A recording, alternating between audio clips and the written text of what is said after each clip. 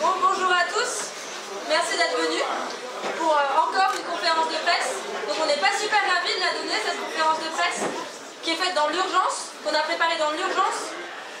On remet juste un point de quelle urgence on parle ce soir, de l'urgence d'expulser ces lieux en fait. C'est ça leur urgence. Nous on va vous parler de l'urgence de loger des gens.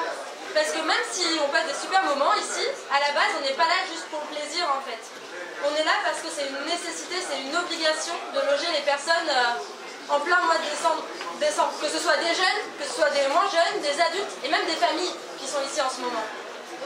Donc ce qu'on fait ici, c'est une goutte d'eau en fait. C'est une goutte d'eau face aux milliers, enfin aux centaines de personnes qui sont dehors en ce moment à Nantes. On répond hyper partiellement à cette urgence. Et même ça, ce qu'on essaye de faire, on nous ordonne de partir. On nous dit qu'il faut être ferme maintenant et que le château, il faut partir immédiatement. Donc depuis le début, on nous fait une différence entre sensible et le château. Comme quoi sensible, c'est toléré, mais que le château, vraiment, il faut être ferme, il faut expulser, c'est urgent. Pourquoi? C'est quoi les arguments? C'est qu'il n'y a pas la même utilisation des lieux qui est faite et que le château ne serait pas approprié. Alors sur l'utilisation des lieux, en fait, il n'y a aucune distinction. En ce moment, il y a des gens, le château, il est habité, il y a des gens qui dorment ici, il y a des cours qui sont donnés ici par les professeurs, par les étudiants, il y a des jeux qui sont faits tous ensemble dans le château, il n'y a pas de différence. Il y a eu une soirée de soutien, oui. Pourquoi? Parce qu'il y a eu un concert. Un concert. Qu'est-ce qu'il y a de mal à avoir un concert qu'on puisse profiter ensemble de cet accès à la culture en fait, pour des personnes qui ont juste normalement aucun moyen de passer une soirée à écouter un concert qu'il y a eu aussi le lendemain en acoustique, qui était super chouette. Donc voilà, et le château aujourd'hui, il y a le chauffage, il y a l'eau, et il est habitable, il est même habité. On a passé un super week-end au château justement, où hier on était tous ensemble en train de faire des jeux de société. En fait, tout ce qu'on propose depuis le début, que ce soit avec les Beaux-Arts, l'occupation sensible ou du château, on en a déjà parlé, c'est une vision tout autre de la société. C'est en fait de pouvoir se faire rencontrer des univers qui habitent dans la même ville et qui n'ont jamais l'occasion de partager des moments ensemble. Ici on s'éclate en fait, on forme une super grande famille, une super grande colocation, face à laquelle on reçoit des menaces de fascistes. Vous savez, on a été attaqué lundi soir ici même.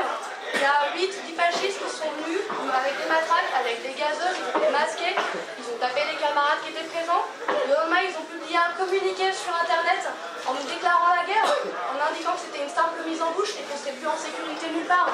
Et ça, moi, en fait, on attend toujours la position de la présidence là-dessus. On attend toujours un petit coup de fil de Gassino pour nous dire qu'il nous soutient face à ces menaces de mort. On attend encore que la presse locale et nationale, elle s'empare du sujet. Parce qu'on a vraiment l'impression que le racisme dont on fait preuve ces gens-là en venant ici, c'est le même racisme qui s'exprime dans les institutions, dans l'État et dans la presse. On nous sort le jeu du barrage fasciste au moment des élections, mais ils sont où les castors en fait au moment où on a vraiment besoin de construire quelque chose? Ils sont pas là. Donc avis à la présidence, on attend toujours votre position et votre soutien. Merci.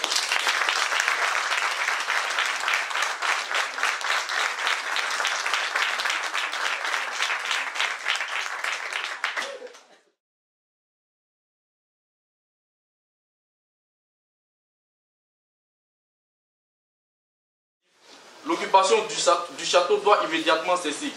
L'état du bâtiment et l'utilisation, quand est faite, n'est pas acceptable. Cette position a été rappelée à plusieurs reprises, mais c'est toujours été à un refus de la part des occupants. Je leur ai donc demandé de quitter le château du Tête ce soir avant 18 h, l'heure à laquelle je saisirai la préfecture pour que soit organisée l'évacuation. J'en appelle à la responsabilité de chacun afin que les conditions d'hébergement qu'offrent les locaux occupés de sensibles, même si elles ne sont pas pérennes, puissent être sauvegardées au bénéfice des jeunes migrants. Je tiens par ailleurs à vous informer que suite à mes annonces en conférence de presse le vendredi 1er décembre, 2 jeunes ont pu être inscrits dans notre établissement et 5 autres sont actuellement accompagnés dans une démarche similaire. Agir en responsabilité dans le cadre de nos missions et conscient de la dimension imminente humaine, c'est le sens de mon action depuis bientôt 3 semaines sur ce problème complexe et global. Sentiment dévoué, Olivier Labou, président de l'Université de Nantes.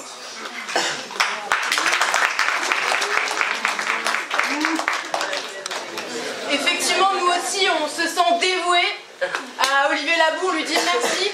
d'encore nous mettre dans une situation qui est compliquée et surtout de continuer en fait à faire semblant qu'il y a un dialogue qui existe. Et en fait, on pourrait décortiquer l'ensemble de son mail et mettre en évidence comment il commence par expliquer la situation, etc., en expliquant, en faisant bien une différence entre Sensible et Château, alors qu'on vous a bien expliqué que c'est exactement pour les mêmes raisons, que le château est tout à fait habitable, que des gens y habitaient, qu'il y avait de la vie qui s'y déroulait, et comment en fait il termine sur cette note positive en montrant qu'effectivement il a tout à fait conscience de la situation d'urgence.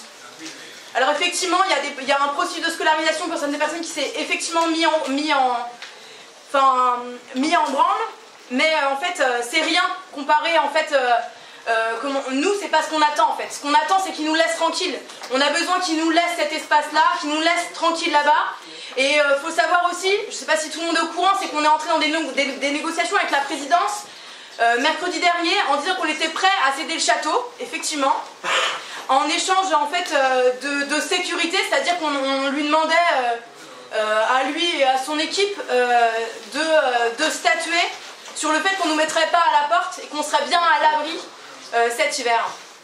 Ce qu'ils ont refusé de faire, et vous comprendrez bien pourquoi, parce que ça ne correspond pas aux missions de l'université, mais en fait on ne sait plus c'est les missions de qui ou de quoi, en fait, de permettre que des personnes soient hébergées, mises à l'abri, alors que c'est des droits élémentaires. En fait, il nous semble, à tous et à toutes là, qu'en fait c'est la mission de tout le monde, et c'est pas la mission, on s'en balance en fait, c'est quoi le métier, leur corps de métier, en fait on s'en fiche. Nous ce qu'on a envie c'est qu'on puisse respecter ce droit élémentaire qui est souvent bafoué et en fait qui remettent aussi en cause en demandant cette expulsion là et en fait qui nous menace parce qu'en fait là à partir de 18h, on les a passés 18h et ben là on est dans une situation de précarité encore une fois quoi. Enfin nous, mais surtout les personnes nécessiteuses. Voilà.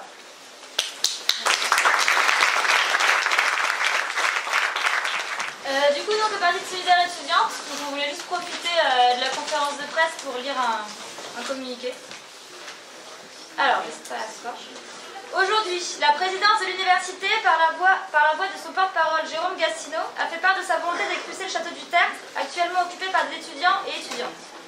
Leur seul méfait est de rétablir la loi en offrant un toit aux mineurs isolés étrangers, laissés à la rue par les pouvoirs publics. Visiblement, il y a une fois de plus besoin de le rappeler, les jeunes sont plus de 300 dans la région nantaise à dormir dans des conditions indécentes quand ce n'est pas directement à la rue. Le conseil départemental refuse d'accepter ces réalités et dédouane ses responsabilités aux associations. Celles-ci font un travail conséquent mais intenable sans l'aide des pouvoirs publics.